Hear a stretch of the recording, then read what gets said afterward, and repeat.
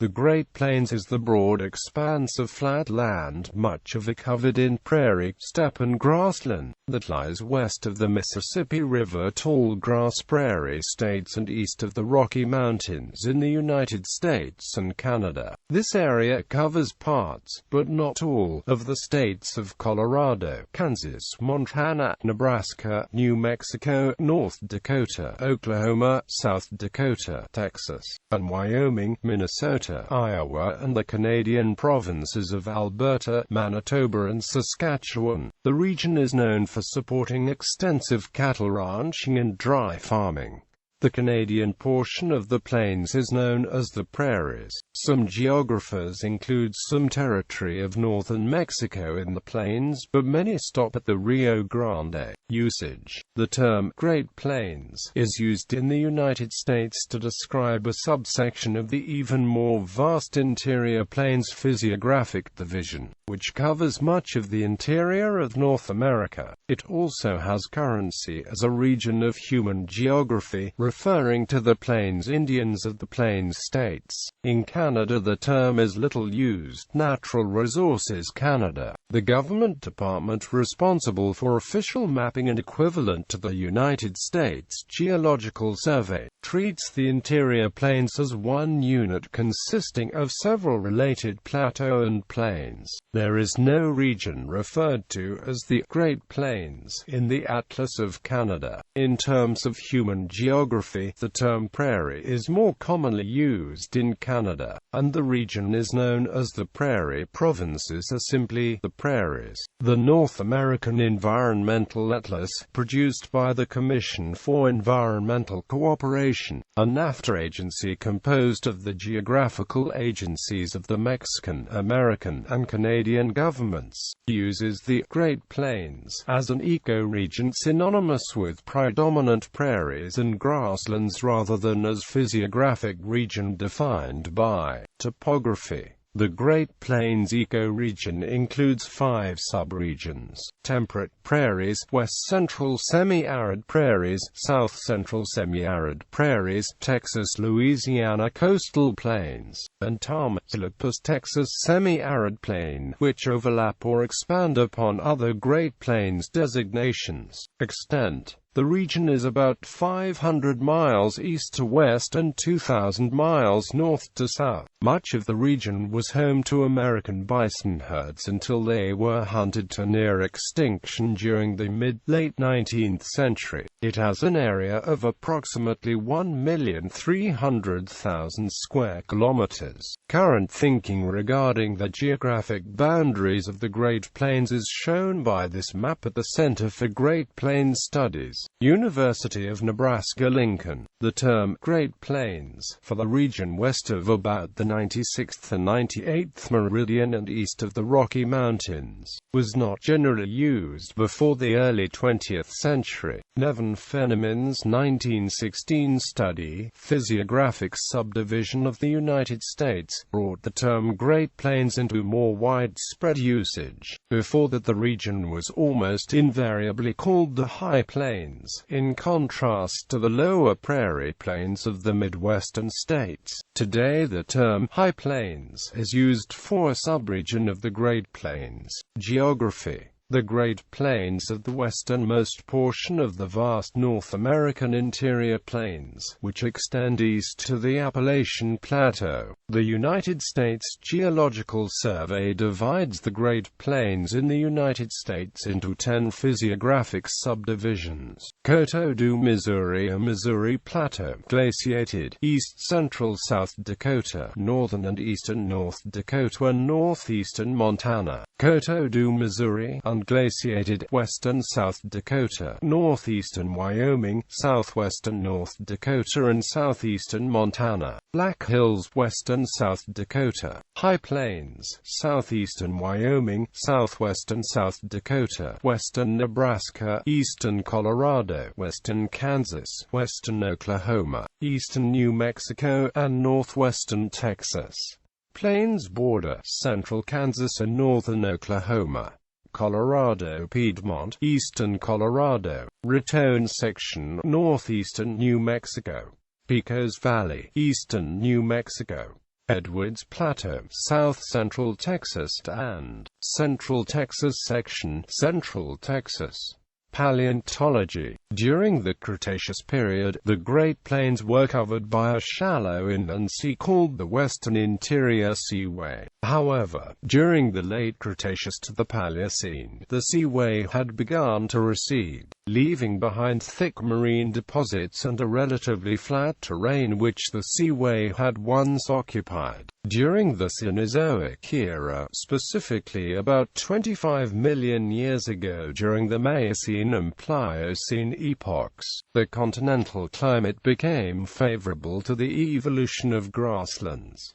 Existing forest biomes declined and grasslands became much more widespread. The grasslands provided a new niche for mammals, including many ungulates and glias, that switched from browsing diets to grazing diets. Traditionally, the spread of grasslands and the development of grazes have been strongly linked. However, an examination of mammalian teeth suggests that it is the open, gritty habitat and not the grass itself which is linked to diet changes in mammals, giving rise to the grit not grass hypothesis. Paleontological finds in the area have yielded bones of mammoths, saber-toothed cats and other ancient animals, as well as dozens of other megafauna such as giant sloths, horses, mastodons, and American lion that dominated the area of the ancient Great Plains for 100,000 of years. The vast majority of these animals became extinct in North America at the end of the Pleistocene. Climate. In general, the Great Plains have a wide variety of weather through the year, with very cold and harsh winters and very hot and humid summers. Wind speeds are often very high, especially in winter.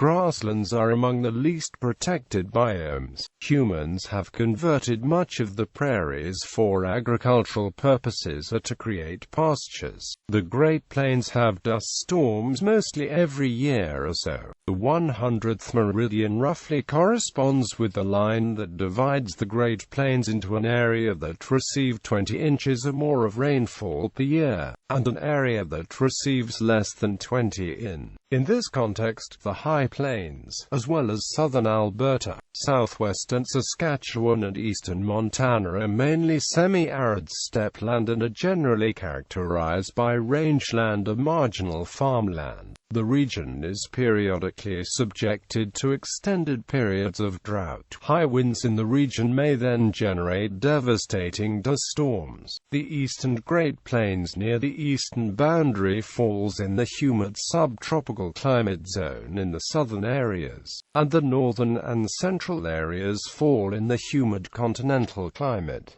Many thunderstorms occur in the plains in the spring through summer. The southeastern portion of the Great Plains is the most tornado-active area in the world and is sometimes referred to as Tornado Alley. Since the Great Plains region is very spread out, the climate can vary a lot. In general, the Great Plains has cold, harsh winters and hot, humid summers. Thunderstorms often occur here because the Great Plains contains mostly flat regions. Thunderstorms soak moisture better this way. Sometimes there is a dust storm. An example of one is the Dust Bowl. Flora. The Great Plains are part of the floristic North American Prairies province, which extends from the Rocky Mountains to the Appalachians. History. Original American contact. The first Americans who arrived to the Great Plains were successive indigenous cultures who are known to have inhabited the Great Plains for thousands of years. Over 15,000 years ago,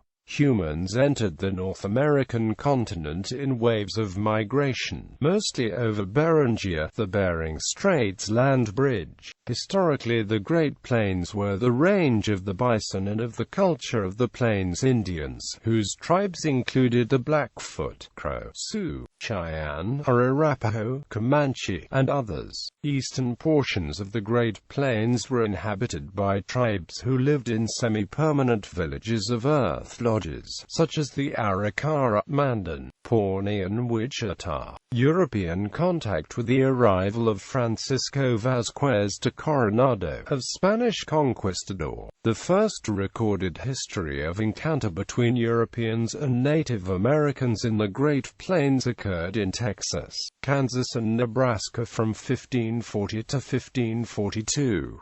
In that same time period, Hernando de Soto crossed a west-northwest direction in what is now Oklahoma and Texas.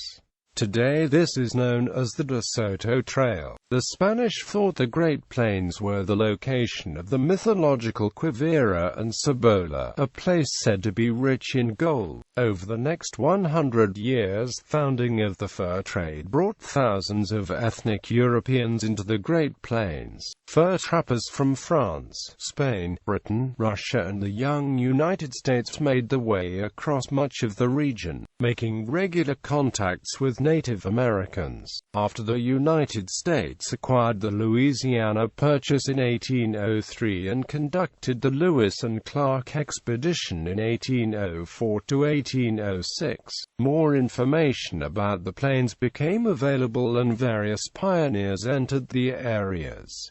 Manuel Lisa, based in St. Louis, established a major fur trading site at his Fort Lisa on the Missouri River in Nebraska. Fur trading posts were often the basis of later settlements. Through the 19th century, more European Americans and Europeans migrated to the Great Plains as part of a vast westward expansion of population. New settlements became dotted across the Great Plains. The new immigrants also brought diseases against which the Native Americans had no resistance. Between a half and two-thirds of the Plains Indians are thought to have died of smallpox by the time of the 1803 Louisiana Purchase. Early European settlements on the Great Plains: French-British-American Fort Lisa, North Dakota; Fort Lisa, Nebraska; Fontenelle's Post, Nebraska; Caban's Trading Post, Nebraska.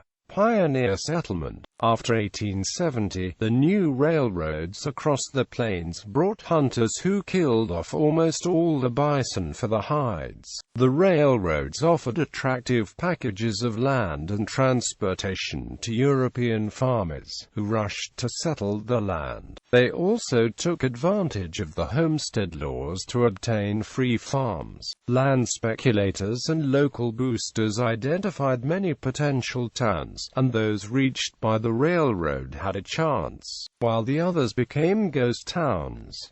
In Kansas, for example, nearly 5,000 towns were mapped out, but by 1970 only 617 were actually operating. In the mid-20th century, closeness to an interstate exchange determined whether a town would flourish. A struggle for business. Much of the Great Plains became open range, or rangeland where cattle roamed free, hosting ranching operations where anyone was theoretically free to run cattle. In the spring and fall, ranches held roundups where the cowboys branded new calves, treated animals and sorted the cattle for sale. Such ranching began in Texas and gradually moved northward. In 1866 to 95, cowboys herded 10 million cattle north to railheads such as Dodge City, Kansas and Ogallala, Nebraska. From there, cattle were shipped eastward. Many foreign investors, especially British, financed the great ranches of the era. Overstocking of the range and the terrible winter of 1886 resulted in a disaster, with many cattle starved and frozen to death. Theodore Roosevelt, a rancher in the Dakotas, lost his entire investment. He returned east to re-enter politics.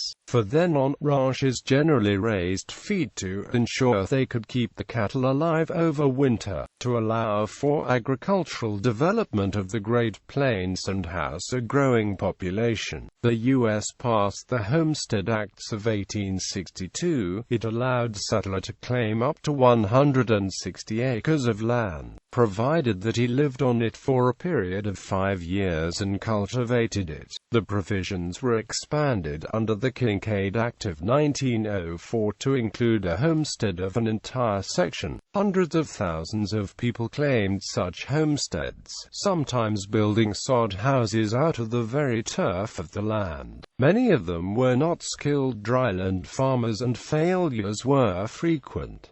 Much of the plains were settled during relatively wet years. Government experts did not understand how farmers should cultivate the prairies and gave advice counter to what would have worked. Germans from Russia who had previously farmed under similar circumstances in what is now Ukraine were marginally more successful than other homesteaders. The Dominion Lands Act of 1871 served a similar function for establishing homesteads on the prairies in Canada. Social life. The railroads opened up the Great Plains for settlement. For now it was possible to ship wheat and other crops at low cost to the urban markets in the East and Europe. Homestead land was free for American settlers. Railroads sold the land at cheap rates to immigrants in expectation they would generate traffic as soon as farms were established. Immigrants poured in, especially from Germany and Scandinavia. On the plains, very few single men attempted to operate a farm or ranch by themselves. They clearly understood the need for a hard-working wife and numerous children to handle the many chores, including child-rearing, feeding and clothing the family, managing the housework, feeding the hired hands, and, especially after the 1930s, handling paperwork and financial details. During the early years of settlement, farm women played an integral role in assuring family survival by working outdoors.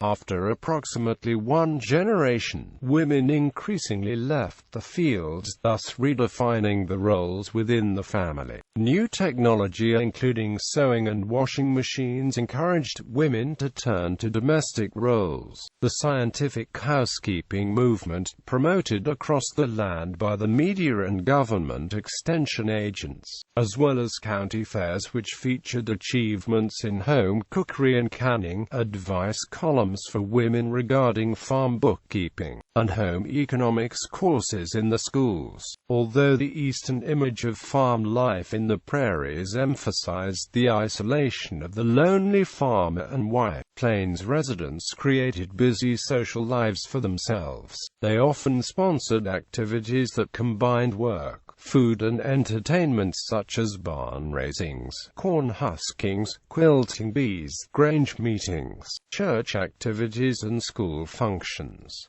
Women organized shared meals and potluck events, as well as extended visits between families. The Grange was a nationwide farmers' organization. They reserved high offices for women, and gave them a voice in public affairs. After 19th century, the region roughly centered on the Oklahoma Panhandle, including southeastern Colorado, southwestern Kansas, the Texas Panhandle, and extreme northeastern New Mexico was known as the Dust Bowl during the late 1920s and early 1930s. The effect of an extended drought, inappropriate cultivation, and financial crises of the Great Depression forced many farmers off the land throughout the Great Plains. For the 1950s on, many areas of the Great Plains have become productive crop-growing areas because of extensive irrigation on large landholdings. The United States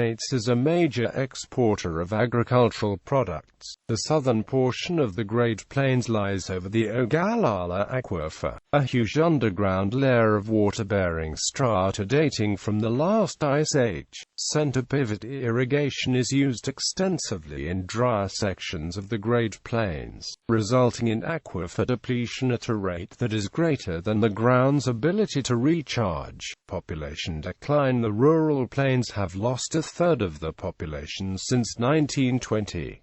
Several 100,000 square miles of the Great Plains have fewer than 6 inhabitants per square mile, the density standard Frederick Jackson Turner used to declare the American frontier closed in 1893. Many have fewer than 2 inhabitants per square mile. There are more than 6,000 ghost towns in the state of Kansas alone, according to Kansas historian Daniel Fitzgerald. This problem is often exacerbated by the consolidation of farms and the difficulty of attracting modern industry to the region. In addition, the smaller school-age population has forced the consolidation of school districts and the closure of high schools in some communities. The continuing population loss has led some to suggest that the current use of the drier parts of the Great Plains is not sustainable, and there has been a proposal, the Buffalo Commons, to return approximately 139,000 square miles of these drier parts to native prairie land. Wind power. The Great Plains contributes substantially to wind power in the United States. In July 2008, oilman turned wind farm developer T. Boone Pickens called for the U.S. to invest $1 trillion to build an additional 200,000 megawatts of wind power nameplate capacity in the plains, as part of his Pickens plan. Pickens cited Sweetwater, Texas as an example of economic revitalization driven by wind power development. Sweetwater was a struggling town typical of the plains, steadily losing businesses and population, until wind turbines came to the surrounding Nolan County. Wind power brought jobs to local residents, along with royalty payments to landowners who leased sites for turbines, reversing the town's population decline. Pickens claims the same economic benefits are possible throughout the plains, which he refers to as North America's wind corridor.